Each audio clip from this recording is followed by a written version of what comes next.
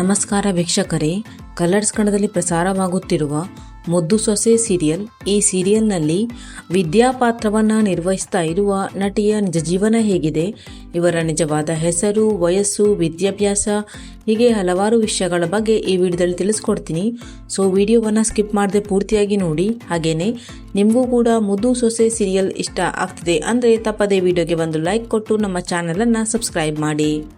ಮೊದಲನೇದಾಗಿ ವಿದ್ಯಾ ಪಾತ್ರಧಾರಿಯ ನಿಜವಾದ ಹೆಸರು ಪ್ರತಿಮಾ ಠಾಕೂರ್ ಅನ್ನೋದಾಗಿದೆ.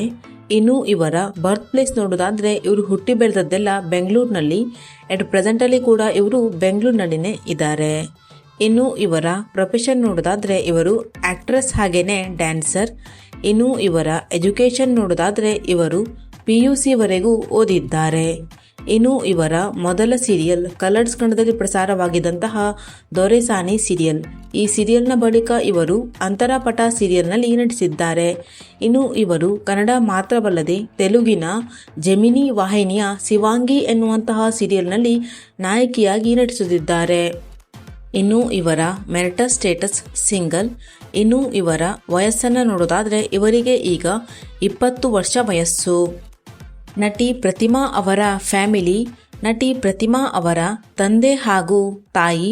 ಇನ್ನು ಇವರಿಗೆ ತಮ್ಮ ಇನ್ಸ್ಟಾಗ್ರಾಮ್ ಅಕೌಂಟ್ನಲ್ಲಿ 11 ಲಕ್ಷಕ್ಕೂ ಅಧಿಕ ಜನ ಫಾಲೋವರ್ಸ್ ಇದ್ದಾರೆ.